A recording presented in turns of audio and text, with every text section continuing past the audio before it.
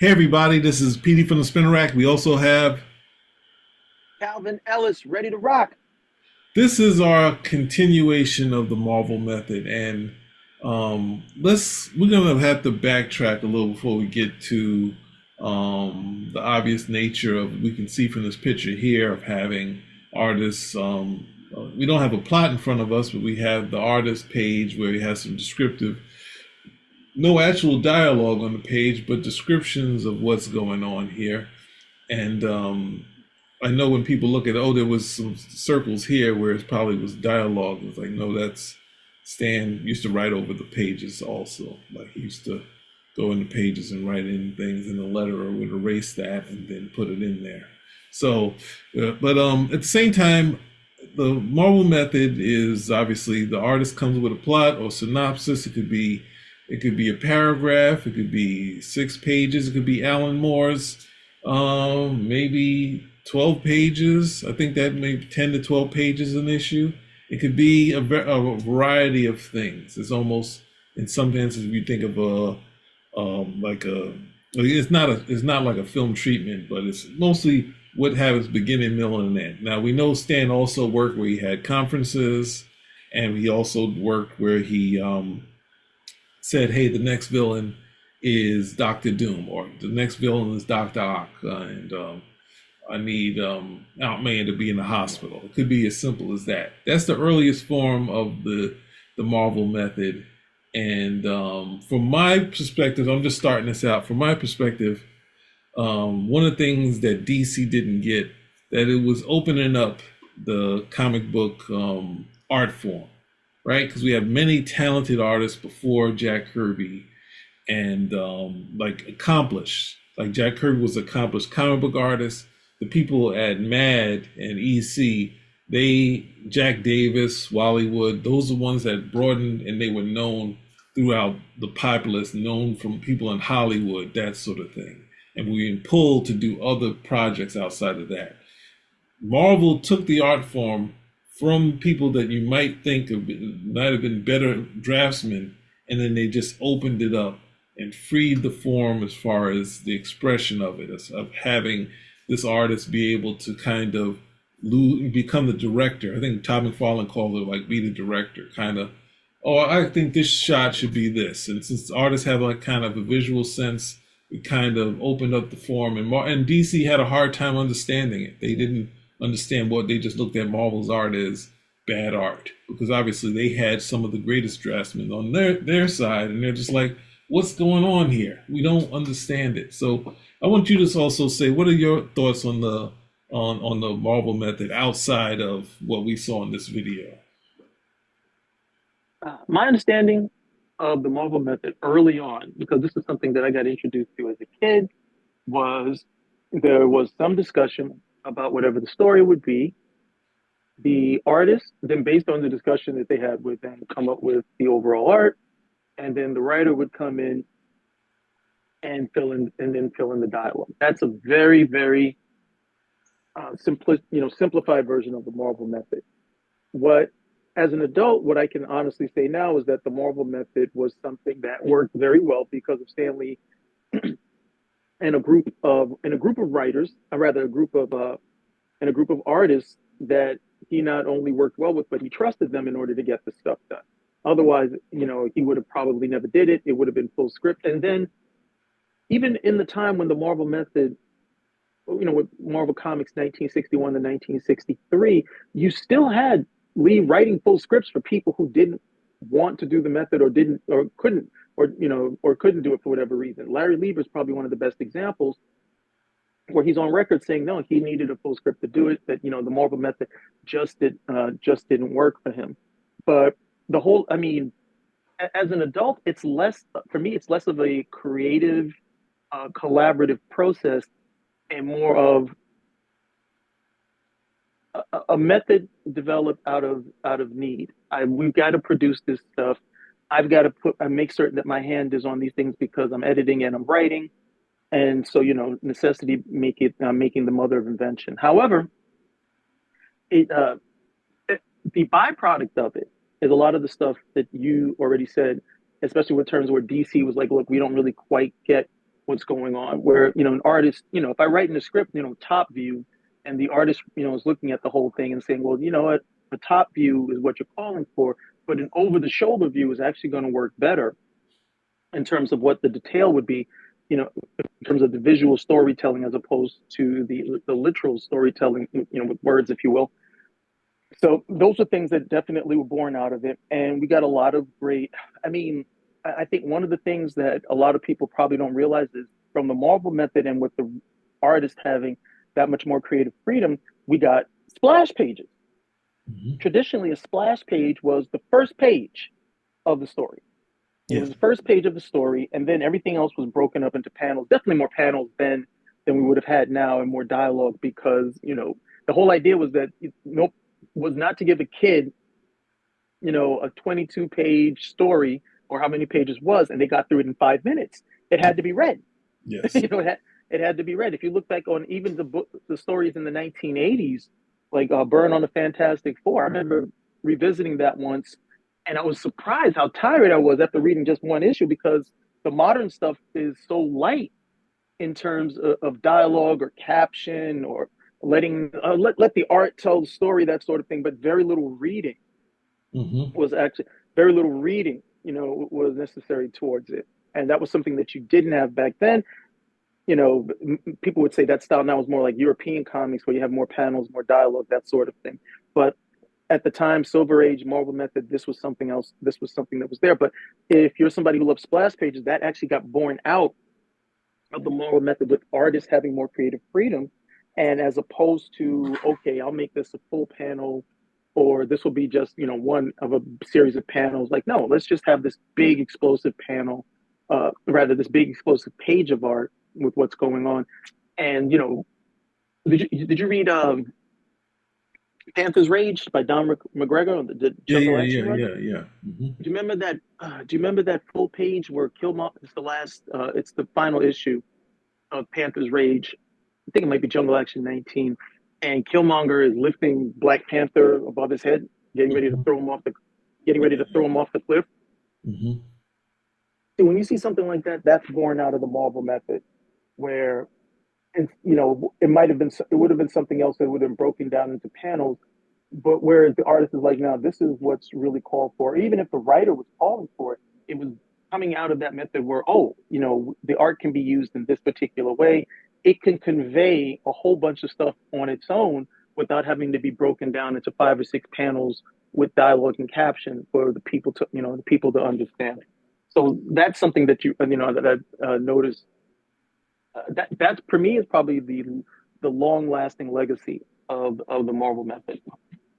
For me, I think now it's harder because we do have artist writers around, but the movement was kind of stunted in the 70s. Even though Will Eisner was always kind of writing his own stuff, and there definitely artists that wrote their own things, Larry Lieber being one of them. And but in seeing the method, you could see someone like whereas Steranko started moving to writing, and then Neil Adams less so, but Neil Adams would say that he, basically wrote all the stuff, and Roy Thomas did the dialogue with Roy Thomas disagrees.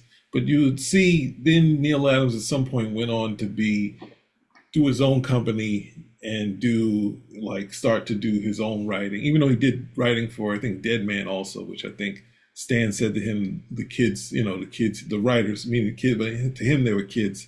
The kids here, meaning Roy Thomas and Denny O'Neil, it's like, oh, that's the only book they read here is Your Dead Man. But at some point, the hard part is like you were talking about the splash pages and Kirby's method of doing the splash page in 70s and the double splash page to like a lot of the fans and the peers was just like he just was going to keep using this form, and he's like, this is like 3 pages where you don't, it's basically 2 panels, 2 large panels. So it's like, kind of, is he doing this because he's just trying to get through the book and churn these things out? So it kind of was working against him during that period.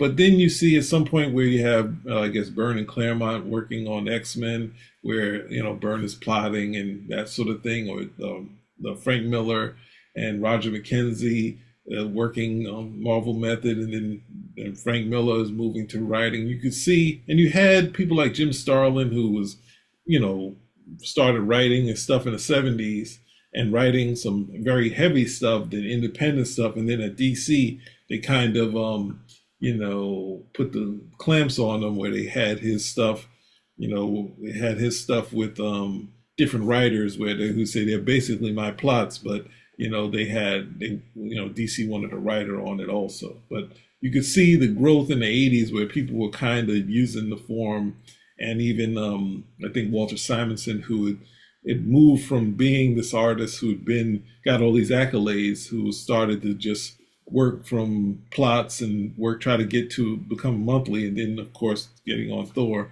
It seemed like the art form, and then Keith Giffen, who worked at Marvel first, and then he goes to the Legion, and then they say his method working with Paul Levitt was, work plotting and talking out the stories, but he said, well, I don't know, I just trusted Keith, and Keith would say, well, sometimes, we would talk it over, and then I would just draw whatever I wanted, type of thing. So it's like you could see, even if having that loose of things, you were having the artists kind of explore their own writing, and you could see, even though because Kirby was like what in his 50s by the time of New Gods, and he created so much this great stuff, one of the greatest villains ever. It's like the cohesion of the stories weren't that strong, and even his assistants were like he was just kind of exploding on the page. But it's like the form got him to move away from having a writer, because even on the Challengers, he worked with a group of writers. I think they're Dave and Dick Wood that he worked with, on all of the stuff he was doing at DC. He did write some stuff on his own, but he had these guys who worked with him on the newspaper strip.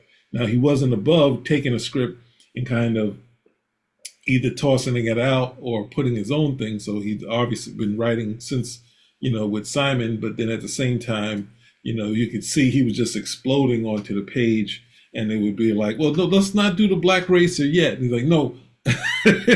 he's like, let's do the black and the Super Pharaoh. And they're like, no, don't do Super Pharaoh. So he pulls back for Super Pharaoh. It's like, I got to do the Black Racer. They're like, no, don't do the Black Racer yet. He's like, nope, I did the Black Racer. I did it anyway. So kind of, but you could see that, the form where the artist kind of, which leads to the most profitable period, of course, which is the Marvel time of the X-Men #1 and X-Force and Spider-Man #1, whether those guys weren't necessarily the writers of the old school where they were kind of, well read, but it's like the form kind of led to all this stuff kind of happening and having the art kind of blow up. So it's basically from what Stan did, from that portion where he kind of let loose the artists at times just because of necessity, as you've always said, out of necessity of trying to get these books out and having nobody in the office besides himself. And he also disliked all the other writers outside of Roy Thomas and Danny O'Neill. But even with them, he heavily critiqued their writing until Sal kind of said, come on, Stan, we can't get these books out if and you hired these guys, like, come on, let them write. So I do want to get that. Any other thing you want to say before we go back to this? I just want to say what I felt about the Marvel method. I felt it was very important to comic books, and without it, I don't think, the DC would be saying Kirby's here. So What I would ask, and this is definitely not in conjunction with anything that we're going to get into, but what would you consider like a DC version of like a book DC Comics put out, and you would look at that and say, yeah, that's the Marvel method right there? um, I would say I only know it because of when I would say the later Legion, but it's one that I don't think is the Marvel method. There's an issue before Keith and Giffen got there. There's an issue where they're on the station and all the Legion are being like they're falling out into space, Like the way Pat Broderick drew the story, and I'm not giving him any heavy because I know Paul Levitt is a like he'd been a stickler with the what's the name with the Legion since before any of these guys got there. He had a run before that with his Earth War, but it was just the tone of this story where they're gonna get a new leader. They're on this station and they fight this kind of parasite on there, and the tone of how it was placed and how the timed out and how they kind of did the stuff. That's the only book I really felt was like it was single issue felt like a Marvel book because it starts with Bouncing Boy and a close up of him and the statues of the dead legions, and he's thinking about his time with them, and then he goes back to the Legion. They have a little meeting. It's all his people. It's a big hall of people, but it's shot. Is the way the shots are chosen. It just piecemeal. Here's three of the Legion here. Next shot, we have maybe Bouncing Boys back in the shot. The Legions in the background here, and then the other set. And it was just like it was paced so well as far as not having doing the Jim Shooter wide shots, but it was giving you enough pieces so in your mind you could put together the total amount of Legionnaires. And it's also a side story of them taking away the hair of Timberwolf. So it was just like the pacing of it really felt like a Marvel. That's the only thing I can say in my head. Just thinking about it was like a Marvel book that I bought off the stands, and the way it was paced, the dynamics. The what's the name? Dream Girl comes and kisses Bouncing Boy on the cheek, and then he kind of gets in trouble with his wife because she was okay with it, but his reaction was a little too much. So that's the only one I can initially say it just first thought because I looked at it again. And I was just like, this feels like a Marvel comic and how they would pace it and kind of make you fill out the blanks at the same time. So what were you thinking in that case? Or if I'm anywhere off from what you're thinking? No, I think that's probably a better example than what I was thinking. I'm thinking Dark Knight Returns by Frank Miller, It's whereas yeah. the because and Frank Miller goes with the whole writer artist thing, Hmm. and 'cause a lot of people will look, well, Claus Jansen's here, but Claus Jansen was an inker, Yeah. so he wasn't really the, the part of the creative process that would have been the Marvel method wouldn't necessarily have been something that Claus Jansen would have been privy to. But Mhm. Miller wrote. I mean, because he did write scripts because he said he wanted that as a guide for him to do such. But when you look at the script and then look at what actually made it to the page, especially in terms of the overall storytelling, the use of dialogue. Mhm. Okay, and what I've always said, those first two issues are excellent, excellent, just great material at the end of the day. But the use of dialogue in those first two issues, and this was something that you'd already stated to me, where despite the dialogue on panels where, hey, we don't really need this, do we? We could probably get through the whole thing. It doesn't take away. If anything, it actually adds to it adds to the weight of the storytelling, to the suspense in certain areas.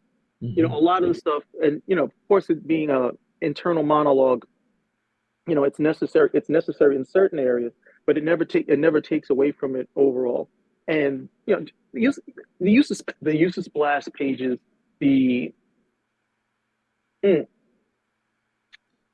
the paneling, the paneling as well. I think there's one splash page in issue 3 where it's that popular splash where it's Batman and the new Robin, and they're just jumping through the air. Yeah, yeah.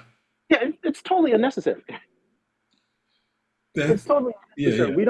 We don't need that splash. We don't need that splash because we already know they're traveling and so on and so forth. But it's beautiful art. Mhm. It's beautiful art, and then to have that license to say, no, I'll throw this page in here because it actually breaks up the storytelling. Yes, It yeah. breaks up the storytelling, but it's such a beautiful visual, and it's one of the things that you can. This one of the things you can only get from comic books. You don't get it in any other medium.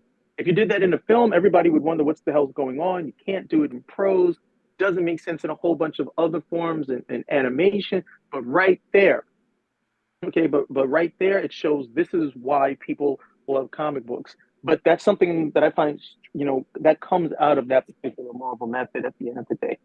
Some other stuff too, where well, we've already discussed this, where it's Dark Knight Returns, while seen as more of an adult story, I always seen it as a little bit more of a Marvel story where, you know, Spider-Man's beating down Firelord because Firelord got hit inside of a gas station and supposedly somehow that made him weaker, which makes absolutely no sense. Same thing with Superman and the nuclear bomb, which is like, well, we just need some sort of MacGuffin in here, some sort of gimmick, so we can get away with it. That sort of stuff. But those first two issues, some of the last one, well, let me not take away from the whole thing because it overall it's the whole story that everybody loves. But primarily those first two issues, I thought was like really good example of it. But that's again, that's the fruit for me. That's the fruition. That's the fruition of the Marvel method. And when you look at it in something like that, whereas without it, I doubt we would have ever seen something like that. Well, that's one of the things, and you were talking about with splash pages. I think, I think a lot of people kind of miss look at, especially Kirby's splash pages and the Marvel, especially mid story, because not just he, his one would be kind of mid story, like when I think it's like Doctor Doom over the Silver Surfer, and he takes Silver Surfer's power, and Silver Surfer's on the floor, and it's like this moment. But it's like I think I talked about it in a video I was doing on all splash pages. But it's like this is not a panel that you're supposed to like flip. And the Dark Knight one is a good example where there's I don't think there's any dialogue on that shot, but you hold on the page. What Stan was good for was to make sure you didn't churn that page because Doctor Doom would say all this stuff at the same time, so you're kind of frozen. And you could see it with I think when Byrne and or who's it Walter Simonson did, they're all splash page issues.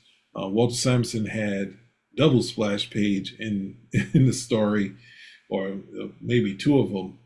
Like his has a ton of dialogue. Like it's dialogue, the talking between him and the what's the name passages, poetry, all this stuff in there. But at the same time, it's 22 panels, and turning it with the dialogue slows you down. The same with the Hulk one, where it's more introspective, but it's like you're with the Hulk frozen with his fist in the air, and the captions on there. It's nice to slow you down. You can so see the opposite when you look at, it's hard to compare. During Eric Larson's all splash pages, and I was buying Image at that point, and I was just like, this is the Uh, I don't care how how many punches there are. It's just a one punch. Just is like it's over. And I think the kayfabe guys they did a video talking about Eric Larson's one being kind of one of the best because it doesn't have any dialogue. It's like no, he kind of shot himself in the foot. yeah, So, but Larson got better once he moved away from one punch to just full frontal nudity. He got a lot better. whenever I bring him up, there's somebody has to do the No, zinger. I'm, gonna, I never get the chance to get the zinger. I didn't have a zinger plan, but I'm flipping through the Savage Dragon. I'm like, whoa! Oh, so that's why this book is selling. Okay, got it. yeah. So all right. So we're gonna go through. We got 15 minutes left, and we'll try our best to get through it. But yeah, I just want you to think. I think it was a viable form. I know DC and Marvel kind of trust the script, so they can kind of, even though it doesn't matter now because the covers don't have anything to do with the insides anymore. It's just usually symbolic. Unfortunate, unfortunate. Not even symbolic. Just hey, just give us some cover art. That's all. That's Yeah, all we want. yeah, Just give us some cover art. yeah. So here we go. Of direction on what the characters were saying. Kirby's history with Marvel in 1968 through 1970 is pretty complex. For instance, Kirby sided with Marvel in a case where Joe Simon was trying to trademark Captain America. And then at the same time, Mark Evanier, a comic book historian, a biographer of a lot of greats, and also a former production assistant of Jack Kirby, said that Kirby left Marvel in 1970 because they offered him a new contract and then they wouldn't negotiate on it at all. and they would argue that Stan Lee was the creator of all of these characters. And I have to wonder, did Marvel Wait, he didn't say anything wrong. Stan was an employee? I don't know if he said anything wrong here. What's up? No, okay. Well, one, I'm not certain why he's bringing up any of this because this doesn't show like a complicated relationship. This was just Kirby's relationship. Okay, when you're talking about the whole thing with Joe Simon, again, that's Kirby's call. That's Kirby's call. You know, Kirby knows what happened. Okay, but the whole idea of here is to say, oh, well, you know, here he's siding, you know, with Marvel, but then over here he's like, no, you know, that's Kirby's call. What happened in terms of the creation with Captain America? Is that what he said? Done. Okay, there's no, well, maybe this stuff was going, like, no, done. That's what he said. End of story. And then it's the same thing. Kirby's contract, he didn't like his contract, and then we got to drag Stan into it. Like, no. Okay, no. At the end of the day, I mean, and you already told me. I don't know if we mentioned in the other show was that what Stan was doing for Kirby before that contract. He was actually getting more money. Yeah. Well, I don't hear that. I don't hear that being said. He was like, hey, when you were working with Stan was getting you more money. You decided to go and negotiate this contract, and these guys are over here like, well, hey, you know. And then we're like, for the record, is that what these people are saying? Well, Stan created everything? Because if that's the case, that's where you get this nonsense from, saying that Stan created everything, even if they were just using that as a negotiation tool. Yeah, this is the thing. But Stan didn't say that.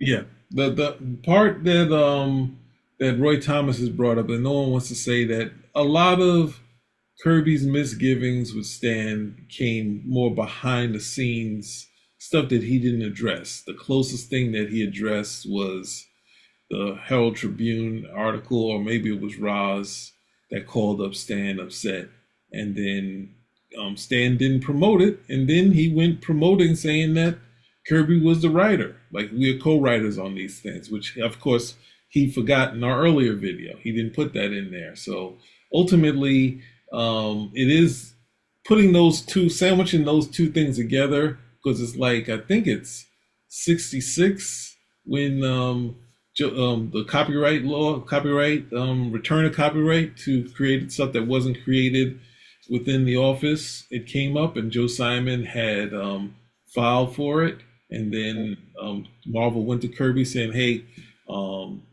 Simon's going in for it." Kirby not only sided with them in court, he also drew other concepts for Captain America if they were going to lose the character. And OMAC, some sort of version of OMAC, was kind of the idea of what was going to happen. So one of the things he was thinking of, there's a couple of drawings that they show you, but at the same time, they talked about it afterwards when I guess Joe Simon was at DC, that they find, Kirby and Simon talked, because there was really no issue between the two of them.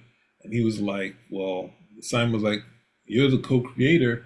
The money I got from them within the settlement, you should have got, He said, well, they said they were going to give me some money for appearing in court. I haven't received anything yet, I guess he was had to still be at Marvel at that point. But he said, yeah, but you co-created Captain America. You deserve any money I get. That's just a part of how it's supposed to go. But it's not. The thing is, I think a lot of people expected Joe Simon to kind of, be the parent and just say, here's for my portion, here's your portion. It's like, no, he did all the legwork. Kirby's going to court against them. Why, hey, go to Marvel and do your own thing. It was, they had already separated. So that's the hard part. And then the same thing is that, Stan, nobody, not that the thing is, the artists weren't living in the office. They weren't interacting with Martin Goodman. They were interacting with Chip Goodman, which they all hated. So, and the people buying it, seeing it, and they're selling, Martin Goodman's selling Stan, and he's selling his son Chip. And then they're like, people don't say that. They not only, Stan, that's the only thing Stan had said, is like saying, hey, if you buy it and you want me, you got to get rid of Chip. I can't work with them. And that's the only thing. But ultimately, and I brought it up earlier, saying Kirby was saying, I want something in writing. And I, guessing feeling he didn't trust Stan. So he went around Stan, not thinking that whatever they had in the books as far as money wasn't what he was getting from Stan. Like Stan was obviously gave him a bunch of raises that he wasn't, going to Martin Goodman and saying, "I'm giving him a raise." He was finding ways to. He was giving you like he told Dick Ayers get, here's a couple more bucks. Like he was finding ways to give Kirby more and more money as they were going along. And then you go to top of the office. They're still the comic book guys. They're still the people, the bean counters, and they're gonna look at it and like, well, the going rate is we already looked at what DC pays, so here's your contract. And he said, but I did XYZ.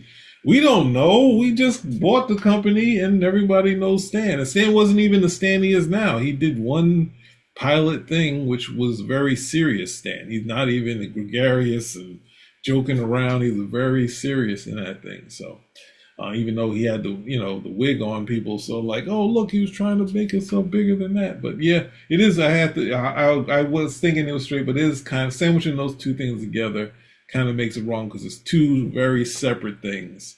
It's very important to remember that he did side with Marvel. He did go to court for them. So it's like, and it's also important to remember he sided with Marvel because he thought that would be in his best interest. yes, yeah, He thought that would be in his best interest because at the end of the day, it's it's weird too because Simon doesn't even like, hey, Simon's not like, hey, don't talk to me because you sided against me. He's like, no, you should go get your money.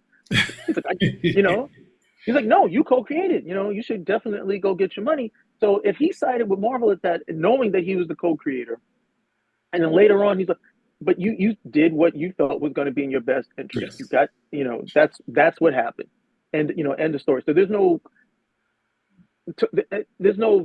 comp, at least when I think when you look at everything and you look at it above board objectively, there's no complicated relationship. And then it's also to understand that the relationship that Kirby may have had with Marvel is not the same at the time when he's going for his contract when it's under new management.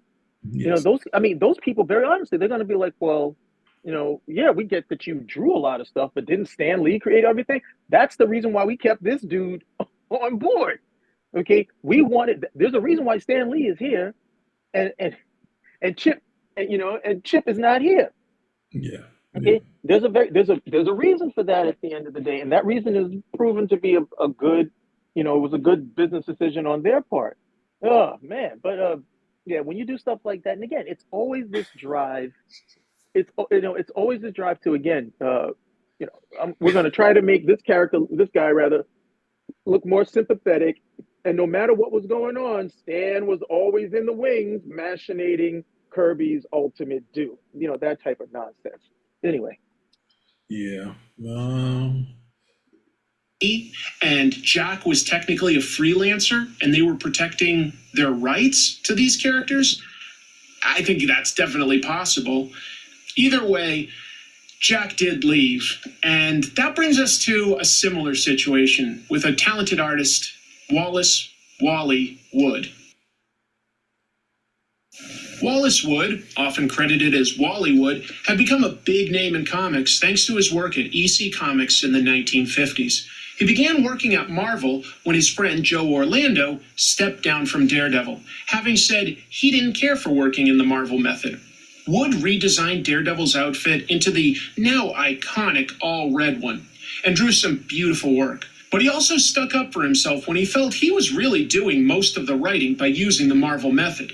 In an interview with Mark Evanier, found in The Life and Legend of Wallace Wood, Volume 1, Wood explains what happened.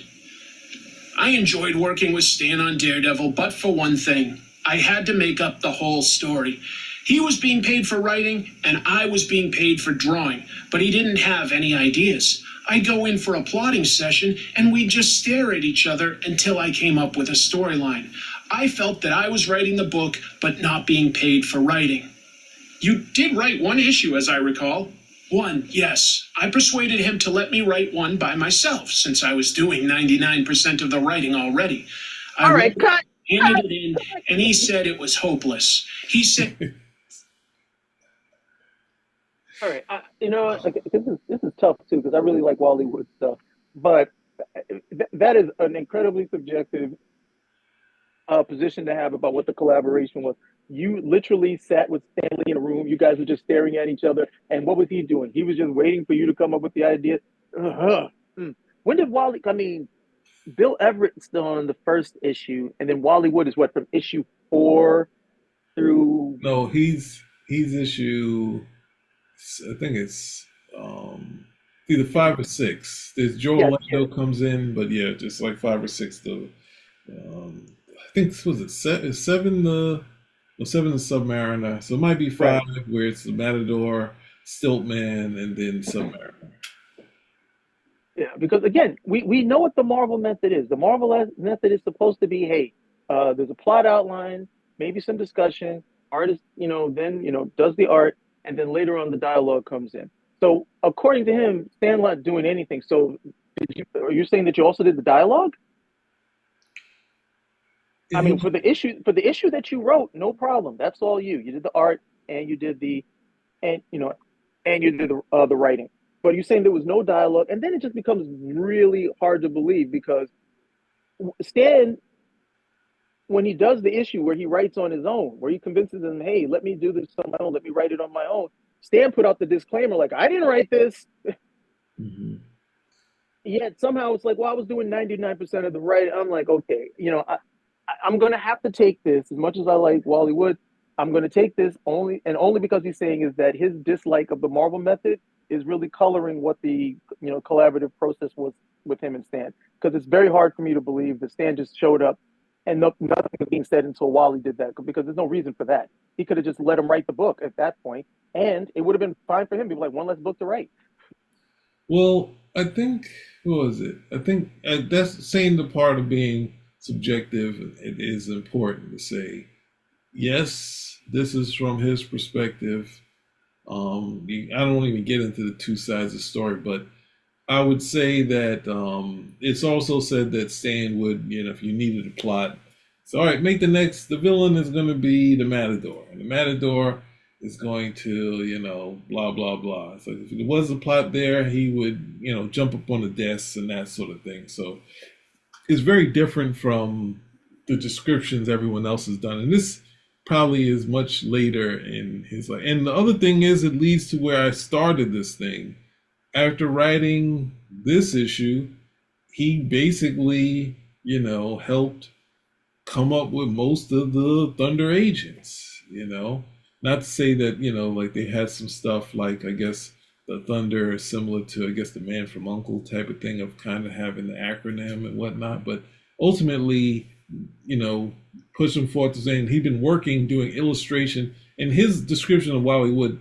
isn't enough of what he was doing because not only was he big in comic books, he moved to, like doing stuff for Playboy and doing stuff for all of the pulp sci-fi magazines of like the early 60s and 50s. Like his work was all over that stuff, like just spot illustrations. So he had really made the next step, and at the same time, his toe was going back, working with Kirby from time to time in the late 50s. But yeah, I mean, it's hard to imagine that Stan didn't have any involvement of just sitting in the room and staring at him. But and at the same time, having someone who'd you know, work from layouts, even though he did work from layouts on a lot of the EC comic books. So it was kind of tough to hear that portion, but it's his perspective, and who knows which period of his career he was at this point, where he was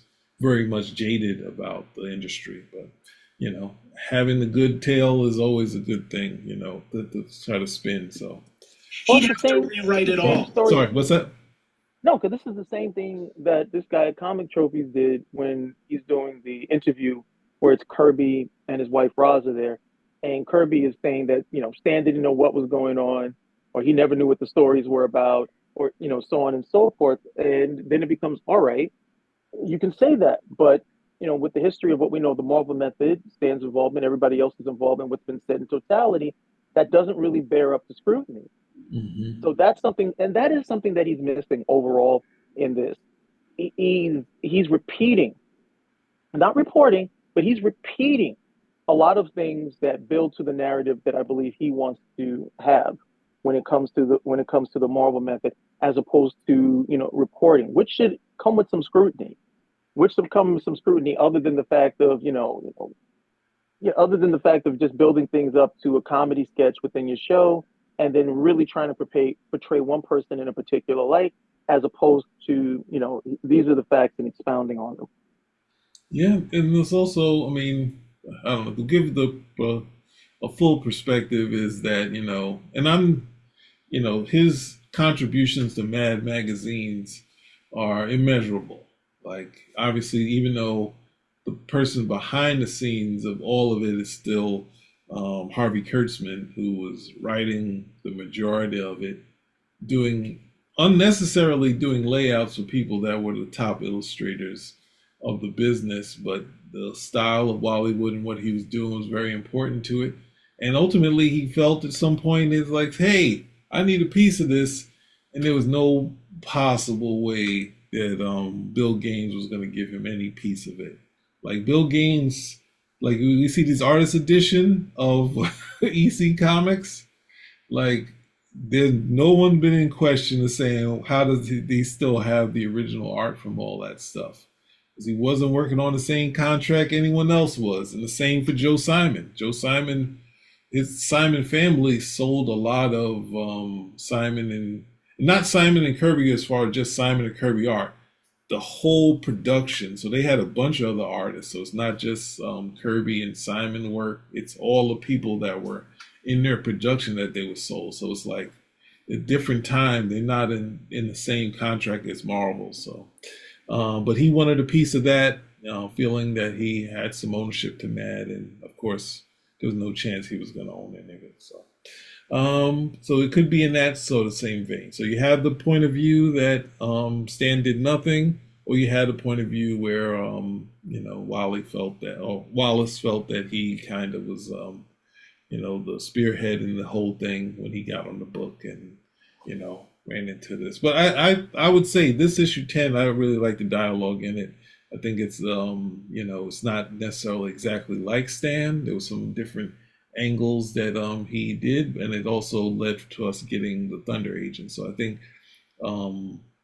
umpteen years of no, and he also had plans for some more Submariner stuff, which I wish could have happened. But he came back to Marvel later doing the Doctor Doom stuff and some more inking. All right, let's go. Write the next issue himself. Well, I said I couldn't contribute to the storyline unless I got paid something for writing, and Stan said he'd look into it. But after that, he only had inking for me. Bob Powell was suddenly penciling Daredevil. I complained about not being paid for writing, and suddenly I was inking Powell. But I managed to talk him into letting me write one. Now, I have to backtrack only because, I mean, Bob Powell is the layout artist of the issue he wrote. So it's not like Bob Powell came out of nowhere. He was Yeah, and doing layouts on the issue before that. So then the question also becomes: is it that you had a problem with the Marvel method, or did you have a problem because you didn't feel you were being compensated yeah, what you wanted? Now, if you tell me, hey, I don't want to do this unless I'm being compensated, and now you're doing inking, well, surprise! You said you didn't want to do it unless you got paid. that's I'm not gonna be able to pay you, okay, or I can't pay you. So you're gonna be inking, and this guy's gonna be doing this. What else was supposed to happen? You were supposed to get paid? Like, no, that's just it. That for me is just like I'm not too sure what the point is for that one. You specifically say I don't want to do this unless I'm getting paid. Okay, let me look into it. I go talk like no, no, no. He wants to get paid now. Take him off the book. Do this. Don't do this at the end of the day. And it's also with the and again, this is the thing what makes it seem nefarious that somehow Stan makes all of these decisions. Okay, Stan does not control the purse strings. He would have to like reconfigure and so on and so forth and X to do it. And he's middle management. So before he can decide to give you an increase or anything of that nature, he would have to, that's right, people, he would have to go and talk to his boss. And if his boss is like, no, and as a matter of fact, take him off the book, Stan would have to take him off the book. So unless, Wally Wood knows for sure that it was Stan who got to make that executive decision, It just comes, it comes across of, oh, I wanted to be compensated fairly, and he was like, no, forget that. Rather than compensating you fairly, I'm gonna take you off the book, and it makes it seem like it was punitive. And the bottom line is, you don't know. Yeah, it's also, I mean, to go on the other side of it, Stan also is, well, the people that he hired, I think it's R. Burns, Don Rico, after Larry Lieber. He did let Larry Lieber continue writing, I think, The Wasp and some backup stuff for the anthologies. But, at the same time, Stan's real finicky as far as writers. So, it's like, even though I think, obviously, he said that, Stan didn't change much, like it took him a while to really, when it was rolling, and it wasn't rolling, the Marvel's still on a shoestring at this period. They just had a buzz. They weren't, if you look at the actual numbers, like the biggest titles were, obviously the FF. Spider-Man doesn't overtake the Fantastic Four until Ramita's on there, and Thor. Like those are their kind of books. That those three are their hit books, and he's still fighting on these ones. So it's interesting. So, um, suddenly penciling Daredevil. I complained about not being paid for writing, and suddenly I was inking Powell. But I managed to talk him into letting me write one. So now let's talk about Steve Ditko. Steve Ditko had started working at Marvel back when they were called Atlas in the 1950s, working on various horror stories, monster books, sci-fi, stuff like that. And of course, he made a big name for himself, co-creating characters like Spider-Man and Doctor Strange. But this isn't to talk about who created what, it's to talk about what the artists thought of the Marvel method. And with Steve Ditko, it's a little trickier because, barring a very few small exceptions, he didn't do interviews, he didn't do conventions. What he did do, though, was answer fan letters and write essays in the back of his self-published comics.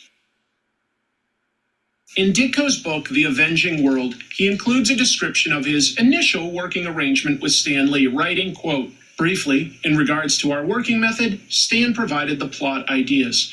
There would be a discussion to clear up anything, consider options, and so forth. I would then do the panel page breakdowns, pencil the visual story continuity, and, on a separate piece of paper, provide a very rough panel dialogue, merely as a guide for Stan.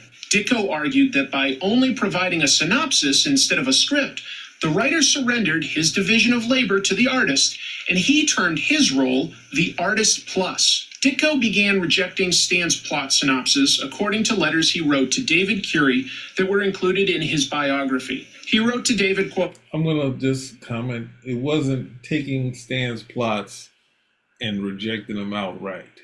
They're having a conference. He said, what was it? I think it's the Green Goblin was going to be in like Egyptian sarcophagus, and he was like, "No, that's too magical for Spider-Man. It's supposed to be a kind of grounded thing." So they went the other way. They did the movie studio thing. The other thing is that Stan rejected some of Ditko's stuff, right? Because Ditko was like, "Hey, what are we gonna do with Betty Brant?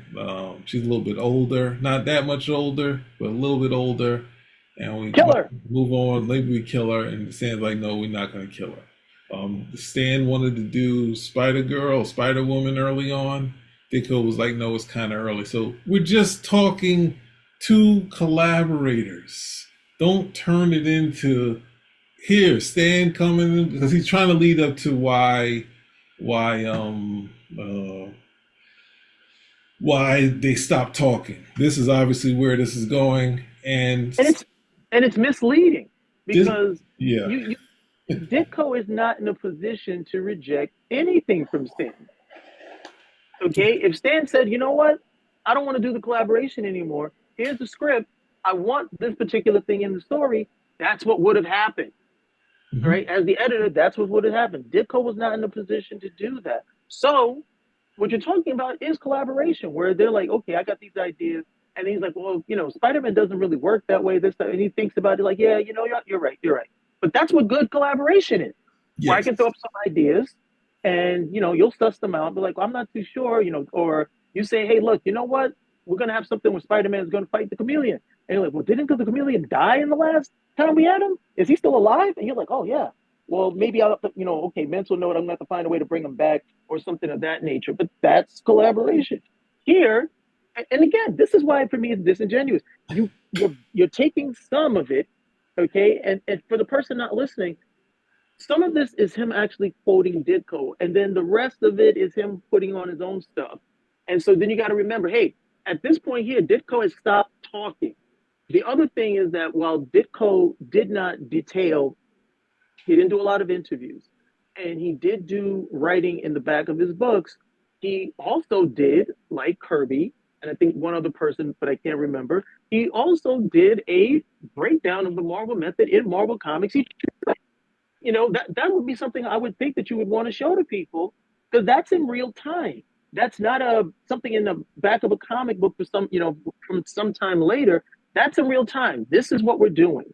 Hey kids, this is how we make the sausage. This is how we make the comic books at the end of the day. That, right over there doesn't work, but it probably doesn't work because it'll come across as too even, where this right over here you can use as more fodder, to make Stan out to be the villain. Well, that's the thing. The thing is, you just take, I'm surprised I had it right here. Take these 3 million things, the comics that he mentions here, where he did the mini history. He doesn't talk about, hey, Stan came up to me with 4 or 5 plots. I had to reject all of them. Then I did what I wanted to do. He talks about them, having some, basic, it's not leading to him then not talking.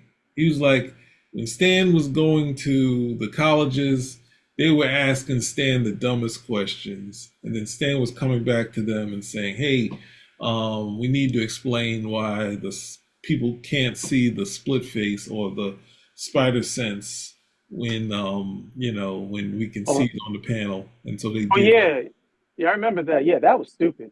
So it's like there's things where he was like, they were the people that, all right, let's not do kind of the spider poses as much. And then Ditko was like, no, but you said you initially liked. So it was like that sort of thing. But it's not, he wasn't leading to, he was just saying, like to say, I would say, hey, me and Cal disagreed about XYZ. It's not leading to how the spin rack broke up. He's just talking about the collaborative process that Stan was like, hey, this smile on who's the name? On J. Jonah Jameson. Can you tone it down some? It's like, no, this is the great Gildersleeve. Anyone knows that reference from the old movies. It's like saying, this is the great Gildersleeve. So when Spider-Man actually comes back, it's going to be a break, he's going to be really a breakdown of Jameson because he's been like gloating and happy all this time. And then he has his great fall. So it's like that sort of stuff. It's not a thing of saying Stan then closed and slammed the door and said, bah, I'm not talking to you. And you want to full, like the plotting credit came way after they weren't talking. So and Ditko doesn't know why. He said one day, Sal Brodsky met him at the door and took the artwork, and then he walked it in the stand, and then I think then he left after that. Then he come back. He said that to do the inking after the pencils were done, the script was done, to finish inking it, Flo would come meet him at the door and hand it to him. So he didn't know what was happening. He just cut off. That's what happened. It's not, we don't have any 1 or 2. We don't have the Green Goblin, none of that stuff, or Mary Jane. We just have Ditko saying that, they were collaborating. He was telling us the collaborative process. He only got into how they broke up, was they saying, hey, this is why I left. And he said, basically, we stopped talking. And then he's like, hey, we're not talking. Why am I doing this? And then he just broke. It don't relate to their collaboration at all. It could have, exactly. But we don't have anything to prove it. He's just saying this is what happened. Stan doesn't go into that. He just says, hey, his only thing is describing the Green Goblin to kind of describe the nature that they were having a back and forth. And that description was, I think, the reveal of the Electro, because Electro is someone no one knew. So it's like, oh, it's like the what's the name? The butler did it. Sometimes it's not someone you know. So it's like Electro, they had done that thing, but the most famous villain was the Green Goblin. So it's and Stan, he could have changed the story. But anyway, here we go, because they're gonna turn this one. There's a movie about Ditko.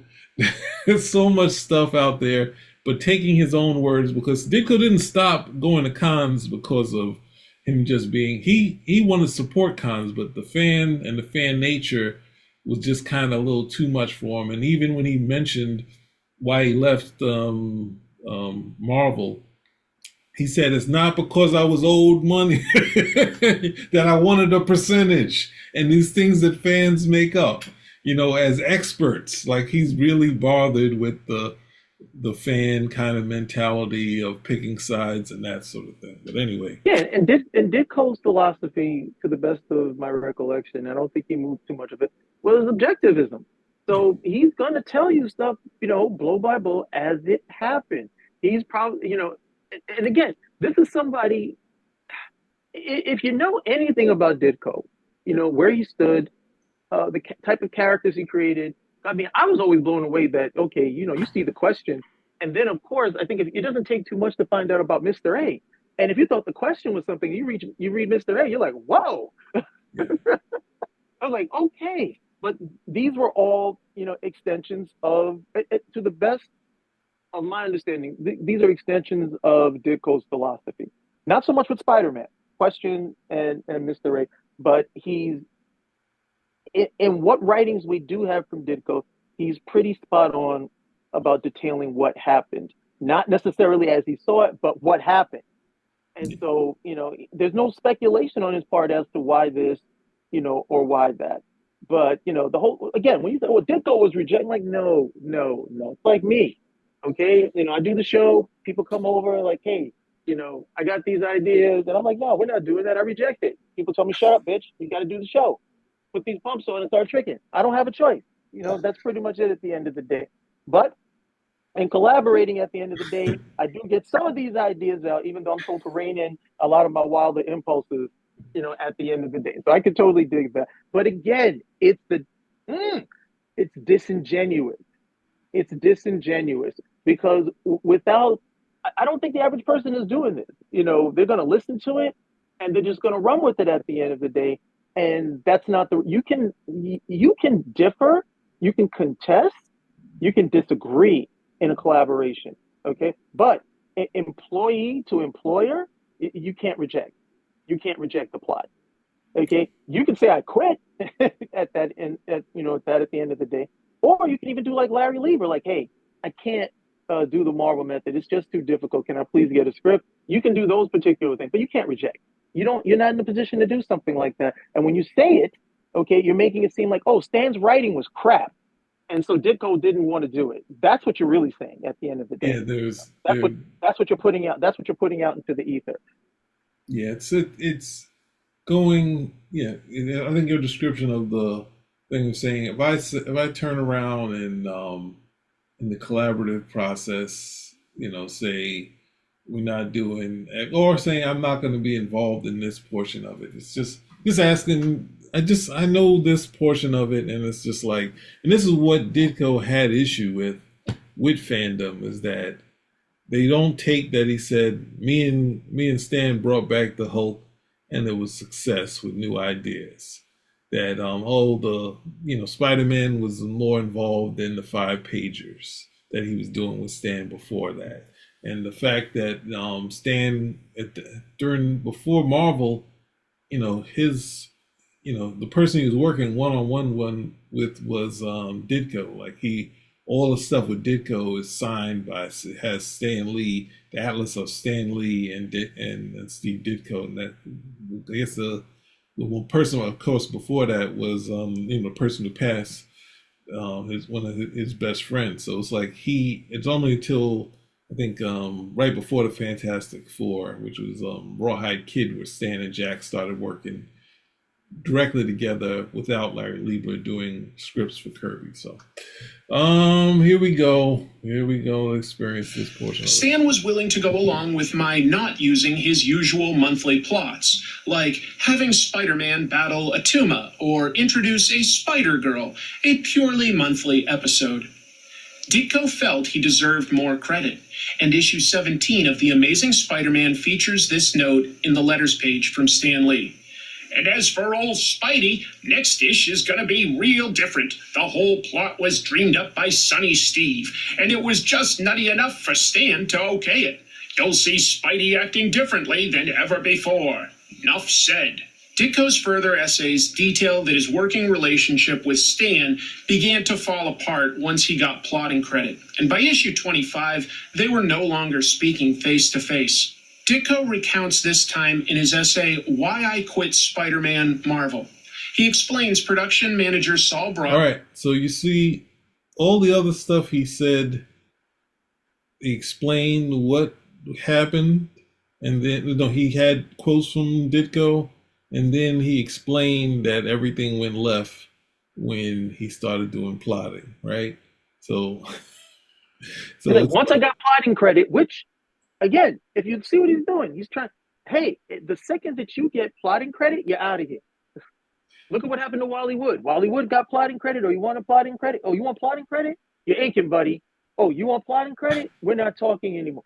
That's what he's doing. And Ditko also talked about, which is not referenced yet, or maybe it will be, when Stan had moved to have moved their working relationship, where he brought in writers to write Don Rico to write Doctor Strange, where write scripts for Doctor Strange.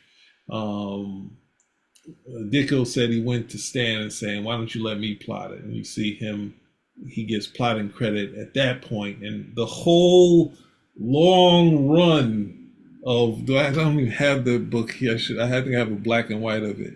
But the period when he starts getting plotting credit on there, they had the whole Dormammu, all that stuff where Doctor Strange had the thing caught in his mouth in his human form and in his astral form is floating around.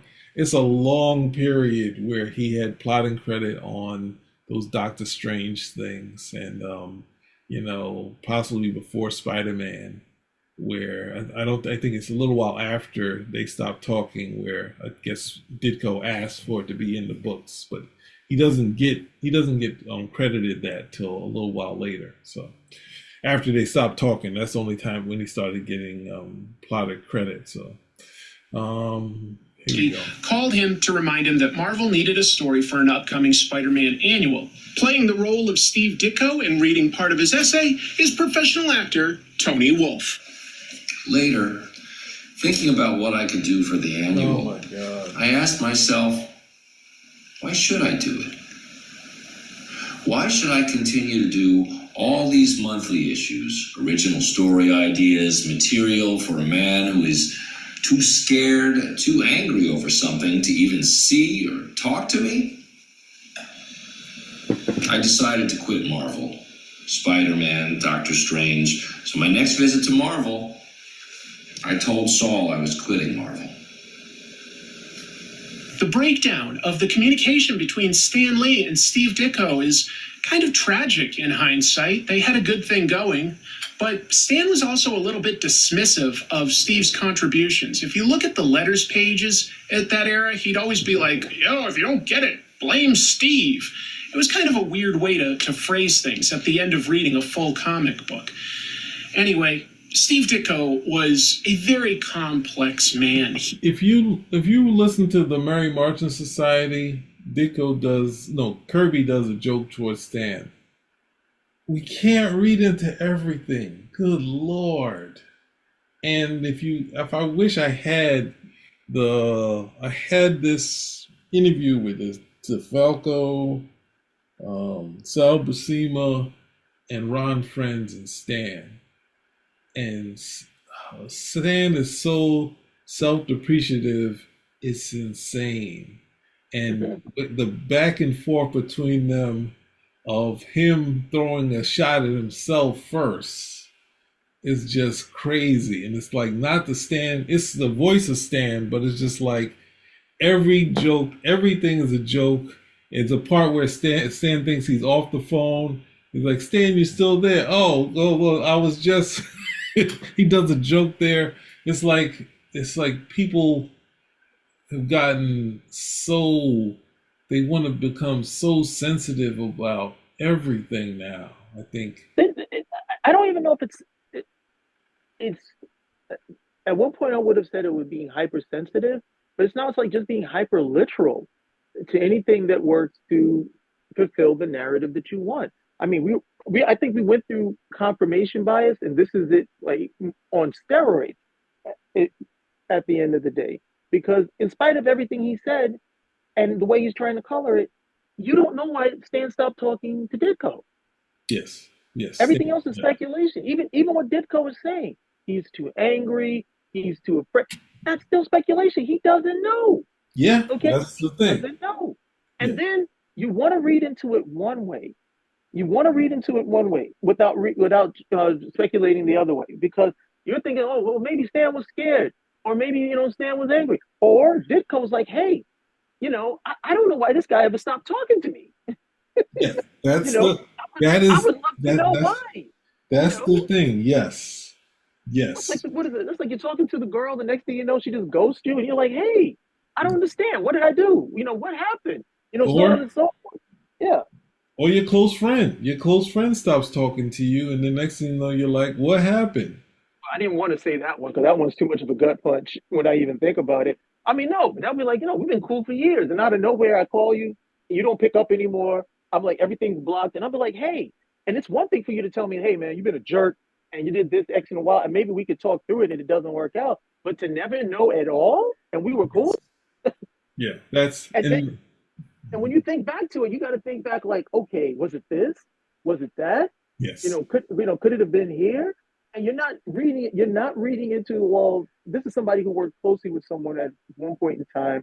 They were and they worked closely on something that was very, very successful and become historically a watershed moment in terms of, in terms of a character being created in any art form.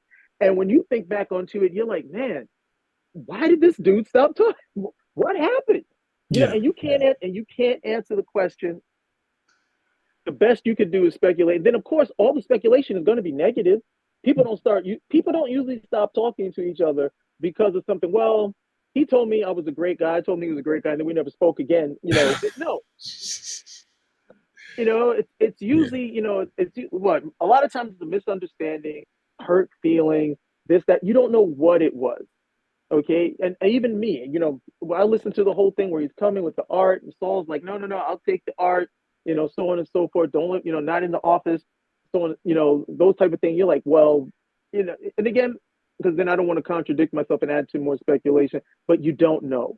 yeah, But the biggest thing is Ditko doesn't know. And if you're not putting that energy towards it, where the whole thing is more just like, well, he asked for plotting credit. And after he asked for plotting credit, Stan got rid. Like, no, no, this is a dude who was working with someone else. And then years later, he still doesn't know what put an end to the communication between the two of them at that time. Okay, so that's why I would think if you were really serious about it, you would be coming at it. But what yeah. can I say? That's the thing, and he's about to get into Ditko being complicated. The thing is that, and I think in the way you were mentioning is Yeah. objectivism. Hmm? No, he's like Ditko was complicated. Newsflash. I mean, But come no, on. but It's he's like who also, who didn't know this by now? but the objectivism is just kind of, it's like, I think, what was it? I think Byrne described it as just like, it's just, the A is just like kind of, it is what it is.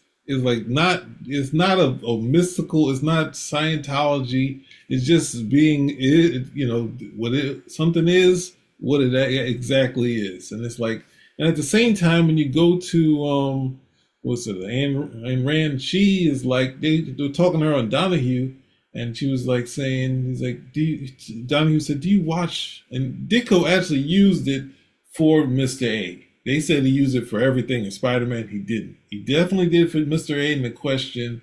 He less so. He had some bits maybe in in the Blue Beetle, but not in everything. You know, he's a ton of Charlton comics of horror stories that have nothing to do with the adjectivism, and at the same time, they're saying people go and say maybe Anne Rain is like she's a nut, and at the same time they talked to her on Donahue and she said, "Do you watch movies?" She was like, "What kind of movies do you like? Do they have to follow you?" He's like, "No, this entertainment.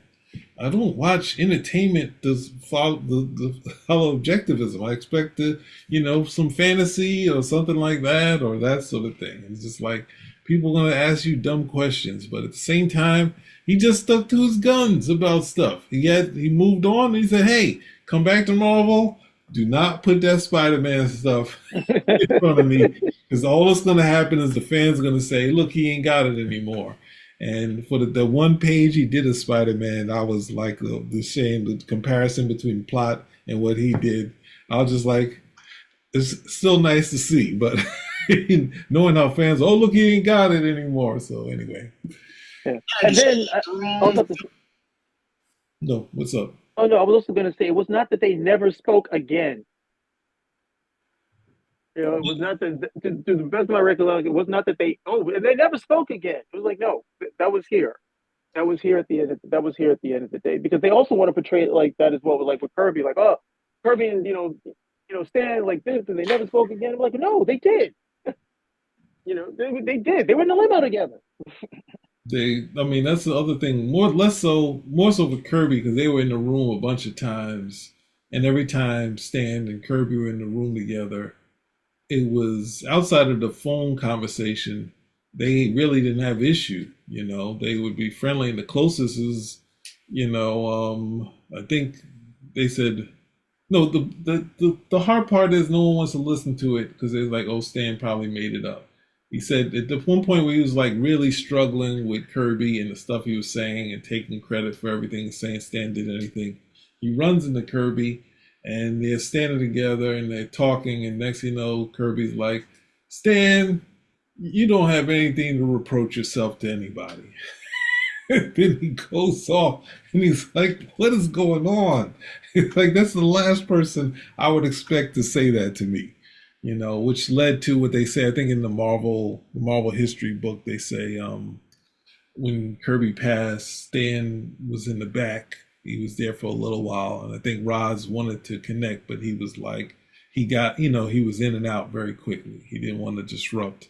And through all this bias and big thing, took away a possible moment of Roz needing to have a moment with Stan. So, Yeah, to the best. Well, I, because Kirby, from what I'm hearing of Kirby, Kirby didn't voice a lot of this stuff. He kept a lot of this stuff, to himself. But I am positive that Roz probably heard a bunch of stuff that nobody else heard. yes. And this is just about, so you get to hear this all the time and so on and so forth. And like most of the time we do, if it's your spouse, your friend or something, you feel this person is being, you treated unfairly, okay? Or, if you feel that there's something you can do to try, because, this, when you hear something like that, you think the person is hurting. You want to try to help at the end of the day. But then it's the same thing. You start to have a visual, a colored visual of whoever the person or who the people may be. Okay, because and they become this thing that you have to be against.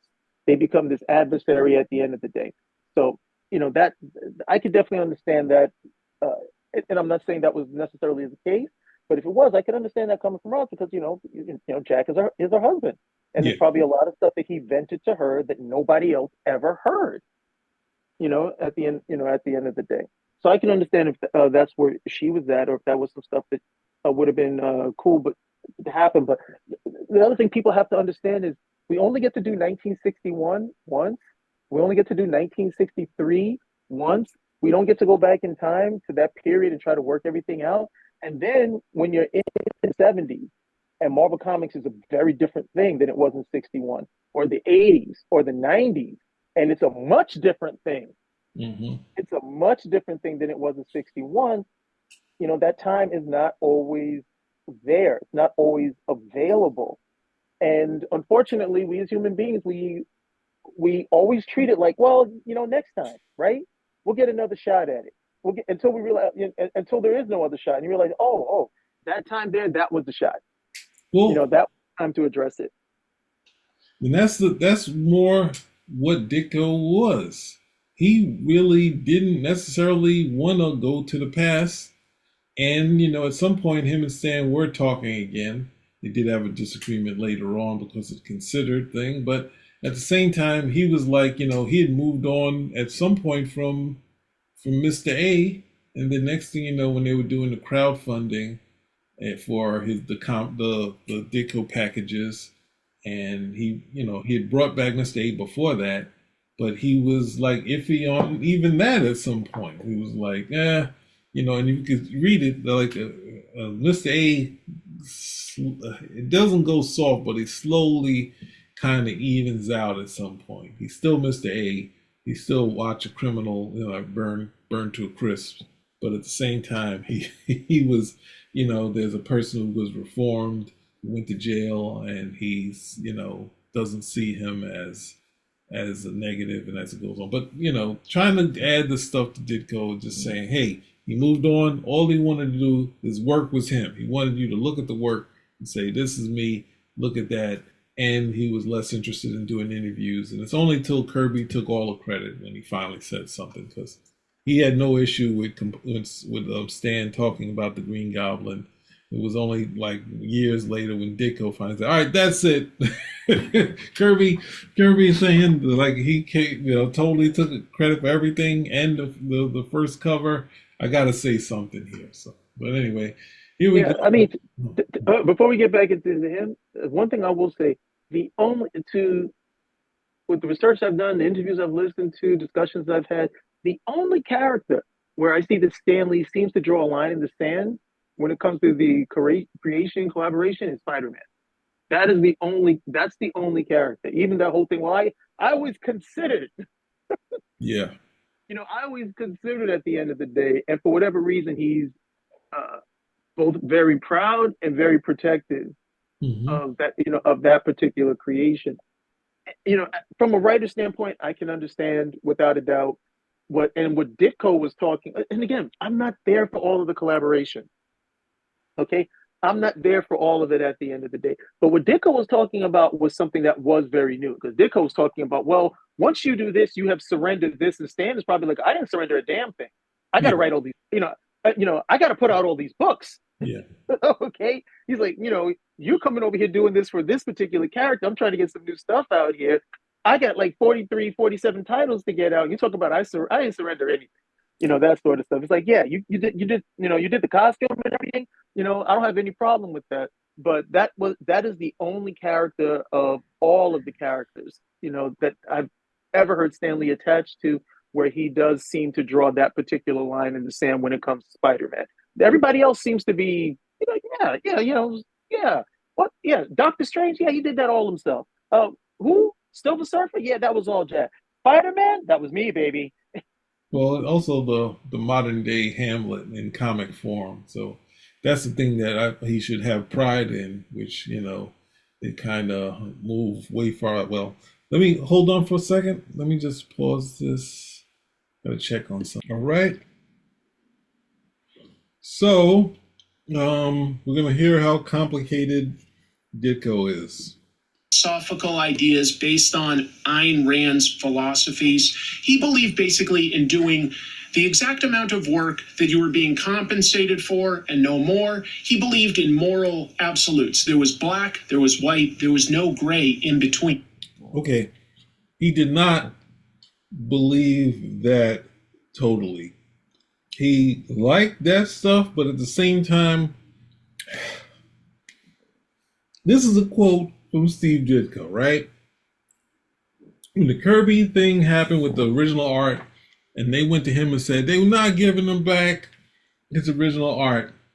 And of course, we see some of the passages that Ditko has written. He said, well, it's not that simple to just say this, that, and the other about the original art. And questioning who should own it. And he was like, they started flipping out when he was just saying, hey, we should have to talk about this. And Ditko's reaction to how the fans and the other people, pros, were reacting to it was like, it was like there were a whole bunch of Mr. A's. So it's like he might have been close to seeing things in black and white, but he was not Mr. A. You That's know, hilarious. That's hilarious because when Ditko's saying that, he's saying, "Hey, you do understand that Mr. A is extreme, right?" yeah, yeah. So when you say like he, he, the fact that he, you know, designed an amazing Spider-Man costume, redesigned Iron Man, and to look close to what we still see till today, helped bring back the Hulk and the elements that Stan was moving away from. Him and Stan brought back Bruce Banner as a regular feature, as the tragedy part to Banner type of thing, which was kind of like the tragedy part was Rick Jones and Forster, so it became Rick Jones and the Hulk. Like, and then leaving Marvel. No, he might have been doing it at the same time as a freelancer, but moving towards doing the new Blue Beetle, and not saying all he had to do was take the original Blue Beetle and use that one. And he said, "No, I'm going to redesign it," and came with a classic costume. Had already worked on Catherine Nyland and said, "No, we need to pump this up. Let's redesign it." And he said, "Hey," he said in one of those packages, "It's like me and Joe Gill should have stayed on this book a little bit longer, see if it could have found an audience." So that's not a guy doing the bare minimum, just doing what it is.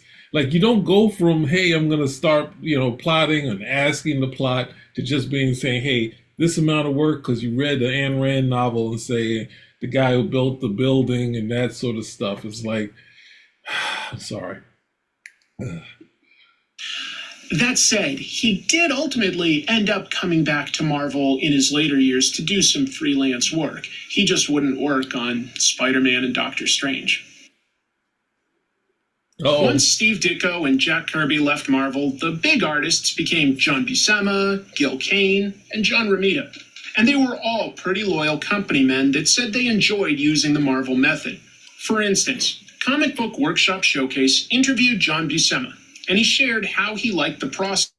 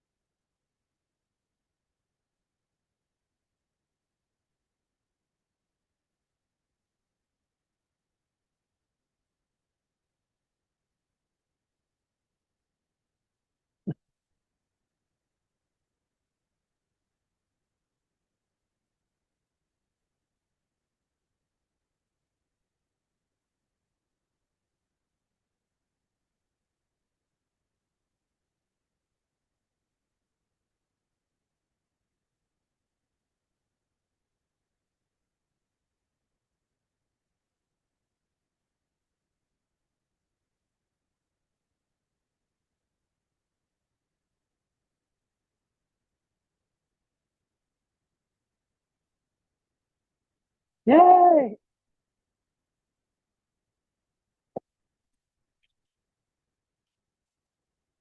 what was that? Hey, okay, you're good then. Interviews from the artists using the Marvel method. And I think what we can learn from that is that it was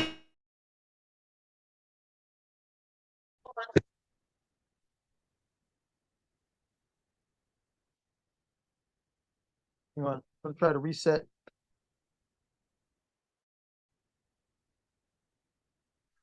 Hello?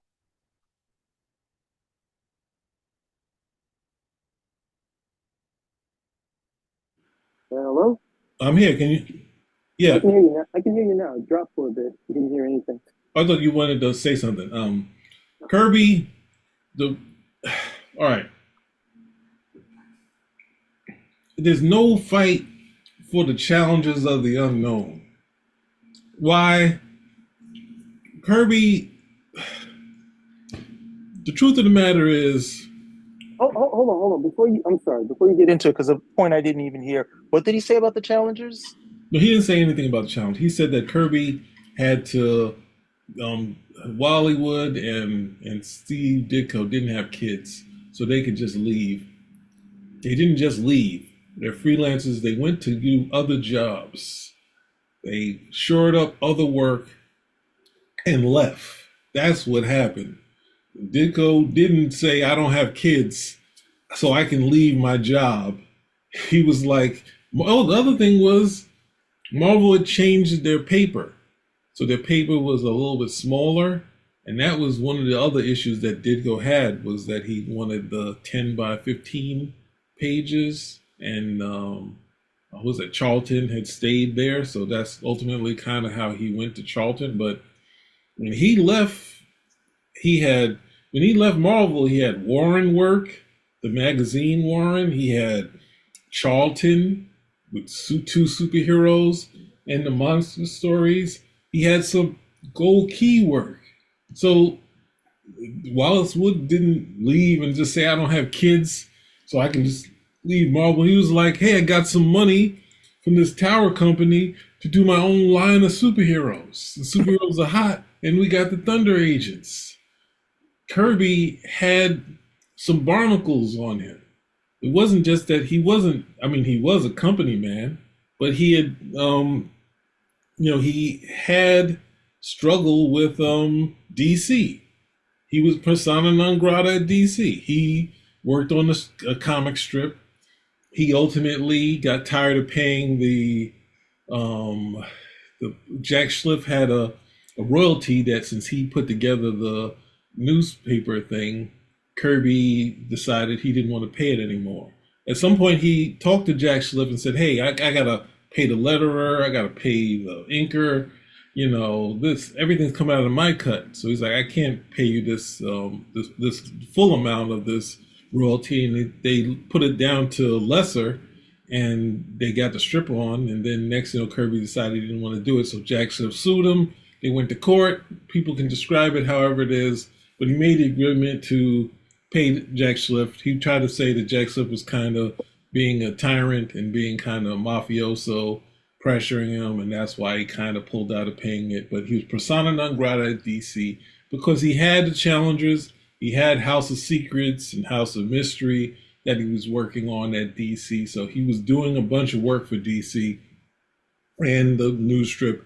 And since that happened, he had to come back to Marvel. So it wasn't, the bridge was burned, and Joe Simon wasn't doing regular comics, not enough to support Kirby or support his family. But a lot of things is put towards Kirby's family, and we can't compare his family to Ditko or Wallace Wood not having kids, because they didn't go from Marvel to just say, they're like, no, actually, Tom McFarlane had a kid when they was doing Spider-Man, but he just decided he had enough money that he could leave. He just like, I need a break, So it wasn't like he was a freelancer, so he had already shored up. They both shored up other work.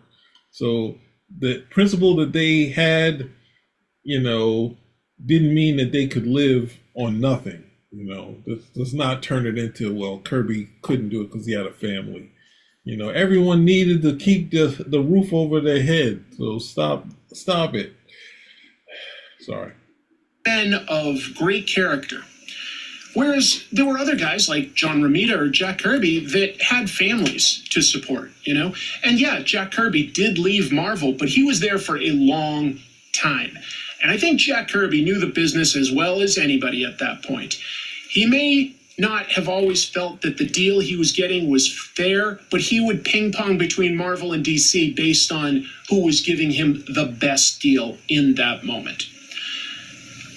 Some really interesting interviews I think the Marvel method has by and large faded away at this point. I think these days it's much, much, much more likely for a credited writer to have written a full script. Now, every collaboration is different in comics, so the amount of detail that writer may be providing for each page and panel can definitely vary. But I think these days it would be much more common for a writer to provide a full script, whether at Marvel or any other publisher. But it is interesting, it makes me think about the different ways there are to collaborate in comics. And I'm curious, what do you guys think? Do you think that a synopsis puts too much pressure on an artist to create the whole story? Or do you think that that freedom is something that brings out their best work? I'd be very curious to hear your opinion in the comments below. Thank you so much for watching. Okay, so that's where we're ending. I'm gonna ask you. You answer the question. You answer the question. We made it. We made it. I didn't think we did. We would. We made it. You got the answer to his question? Oh, about the whole pressure? Yeah, the last bit of about the. I will answer his question with the quote. I believe I'm paraphrasing Larry Hama. Larry Hama gets to Marvel. Mm-hmm. And he's introduced to the Marvel method. And he looks it over and he's like, okay. And then he stops and he thinks to himself and he's like, hey, man, that's a lot of work. And there's your answer. Okay? That period of time was a very singular period of time with an editor, writer, and artist who were excellent storytellers, and it worked with those guys. There is fruition out of it, but I think that the average writer, I think that the average artist, I don't think it's made for them because we already have a system of script following that, just like directions in a play or sequencing in terms of storyboarding for a film. You have that right there because that has been the foundation of how this works. The Marvel method, I've seen it be detailed, and my understanding of it really and tight is a watershed moment in time that changes the approach to art overall. Okay. But I think the average person is not able to do it, either writer or artist. I think there's a lot of pressure for writer, and I think it's a lot of pressure for artist. However, we should be looking back on that with astoundment that the people who were doing it were able to pull it off because they had that much talent and love for what they were doing, as opposed to looking back on it, well, who got credit and who got paid. That, I believe, is the mistake in looking at it. It's not something I believe it works, for obvious reasons. I don't believe it works today because everybody wants money and credit, as opposed to, we got a company line of books that we need to get out, that sort of thing. But to think that you could go, that's where a lot of guys would be surprised. If you think you're that talented of a writer, go ahead. Give somebody a plot of 1 or 2 paragraphs, let them do 22 pages worth of art, and then look over the art to be sure, oh, wait a minute, this actually all works. And then I got to put in dialogue here that works, that doesn't totally undercut and destroy all of the storytelling of the art. You try it and see how well you do at it. It's not easy. It's not easy. In some cases, it's not going to happen at the end of the day because this person will look at the storytelling of the art and say, well, what exactly do I need to add here? Everything's done. I don't need. That's the thing that a lot of people is escaping a lot of people. You said this to me off, when we were off show, but that whole thing versus the Hulk fight, where you look at all that dialogue that's going on with the art and all the, you already have the visual action, but and this is my bit that I'm adding here. You have the visual action, but then you also have that dialogue, which enhances the action. It's action on top of action, which a lot of people don't understand, but Stan did understand the dialogue was another form of action. It wasn't just talking. So, yeah, I think it would be a lot of pressure. Because if the case was, if that whole thing with the Marvel method, if it was something that was, hey, we could do it, it would be widespread, and it's not. It's script, and then it's script panels, and then somebody else takes over the lettering, that sort of thing. But for that, for that moment in time, that golden moment in time, which was, those early Marvel years, we were treated to something very, very spectacular. And I hope with time people will get back to that. and less on this whole, who did what, whose side are we going to take, simply because we've decided to become these online warriors for justice, because you got nothing else to do when the history and the story is right there in front of you. And if you're willing to be objective, not objectivists, but objective, you can clearly see what happened, and it shouldn't lessen your understanding or enjoyment of these stories, and the history of Marvel Comics. You know, yeah, I can definitely see that. The thing is that the one thing that is not factoring in is that yes, the industry has moved back to scripts, but the thing is that you have some of the greatest storytellers still in the business. So what do they do when they have accomplished TV director Straczynski come in to do Spider-Man, and he's already did some comic books, and he has a full script, and they say, "Here, I'm gonna hand this script to John Romita Jr." And they're like, and Marvel is like to him is like, "All right, treat this as a super plot. He doesn't do comic books, but anything you feel the need to change as far as arrangement, just do it. Like not story wise, but it's just like what Neil Adams did with I think Daniel Neal's Batman, where he's like, okay, there's a scene. If he doesn't describe the scene being day, Batman, it's a night scene. If he doesn't describe walking through a door, Batman's coming through a window. Like that sort of thing where you just rearrange stuff. Though to say to Byrne is like, here's True Brit. It's like, all right, treat this like a super plot, and at the same time, Todd McFarlane was very much telling DC to tell Scott Snyder to, don't like. Greg Capullo works same way that John Buscema worked. John Buscema also obviously had his struggles early on, but John Buscema drew what's that thing? The Wizard of Oz comic book from memory. Like he didn't have a a VHS tape of it. He drew that whole thing from memory. So he is a pacing, plotting genius, same way with Kirby. So you had these people that had this talent. So in some ways, it's still around where they're allowing the artist to kind of say, all right, visually, some of these things, the person didn't think visually. I know there's different writers like Mike W. Barr. I think Alan Davis was talking about. It's like saying you could come up with your own panel, but the stuff Mike describes probably would work better. So, and that's in a plot art script format. So ultimately, I think there is for the top guys, or even in when Kevin Smith, because of course Kevin Smith was late on the Daredevil script. He went to Quesada, just said, just tell me what you want to do. Just tell me the plot right now, and I just want to start drawing, and you can add the dialogue later. And then they worked the Guardian Devil that way, because Kevin Smith had 3 million things he was working on, and it was taking him forever to get them the script. So, Kevin Smith is the same slacker from his movies. He was late.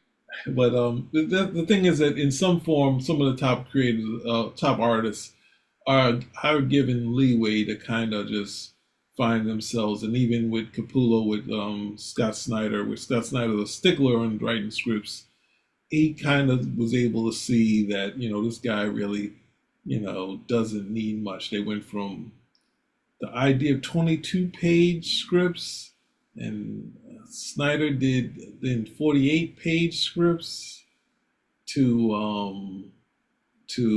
like I think 3 to 8-page plots to Capullo to kind of work just for that relationship. So in some forms, it's there. You have someone who's very successful with it in Jim Lee, and obviously that's how he became the Mr. X-Men guy, because he was seeing, hey, he had some room to play in the Chris Claremont plots, and then at the same time, he had the okay from the editor to change the plots. So ultimately, that person is now like, I'd rather have a script. I want to know what they want. So um, it's a part of thing is a part of comics. It was very much fruitful, but of course, the same like SNL, you have the performance base versus writer base, and everything. The writers are trying to get it back to writer base, but how do you write? Who's that guy? Was it Chris Farley?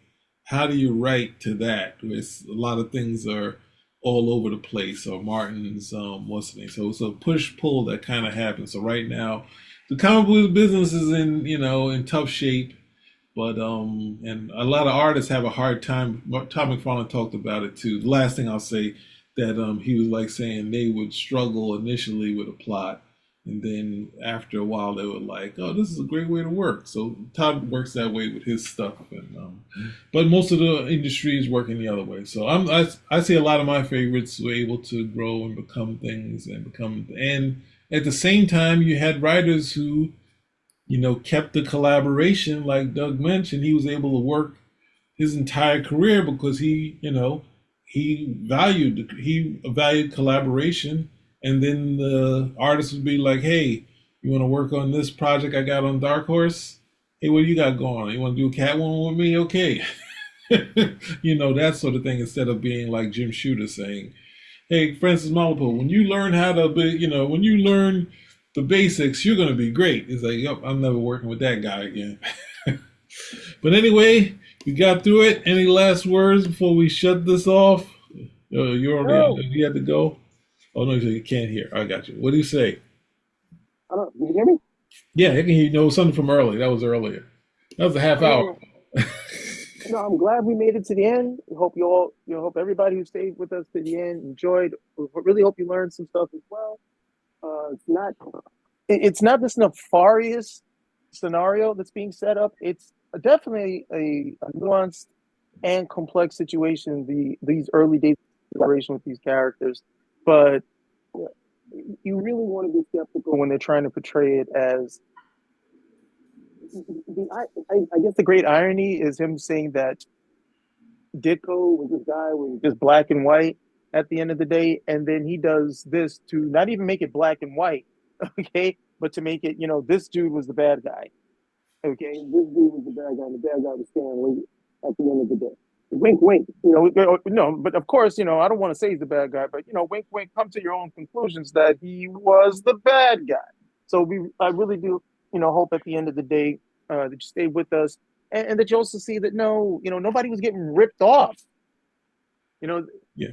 that scenario, that movie scenario. A lot of people probably apply it if they actually do a movie. Is not what was happening in real time.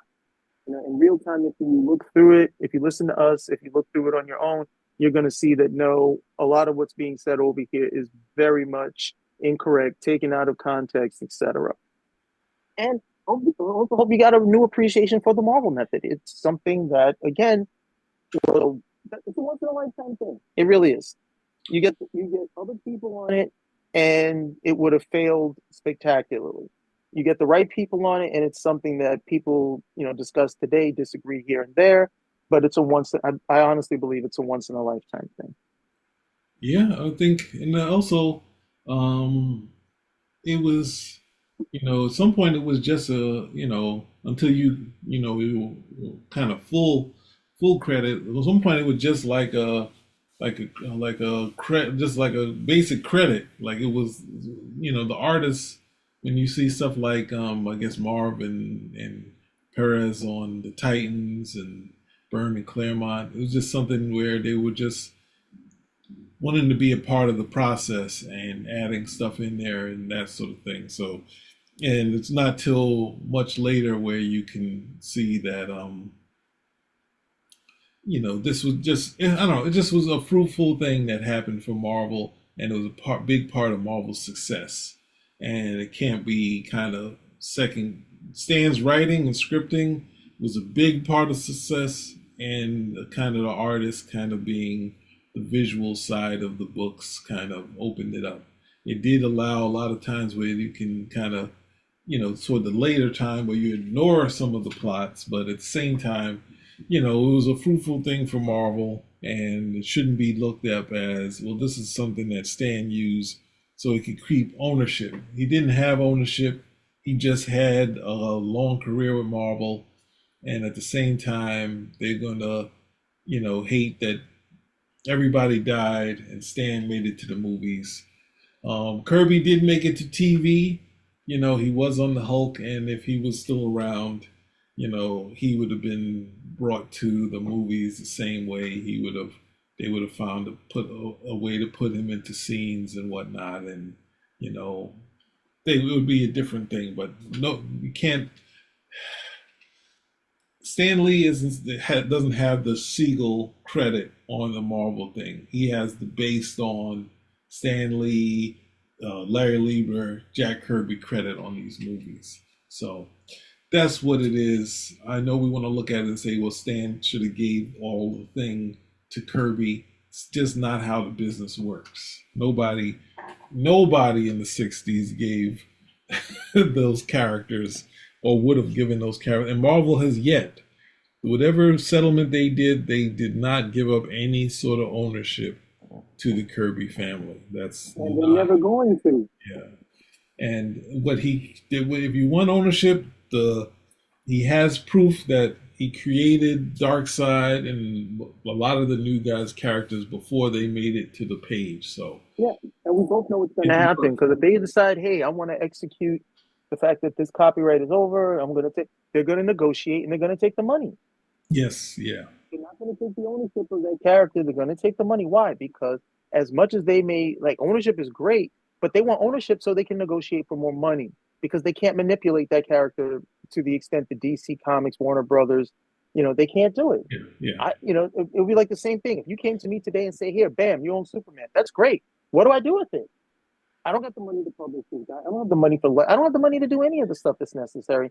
I don't have the manpower and I don't have the know-how. The best thing for me to do is to do what? I'll license it to somebody and I'll take the money and just to get the best deal possible. Yeah, that's the thing. So, all right.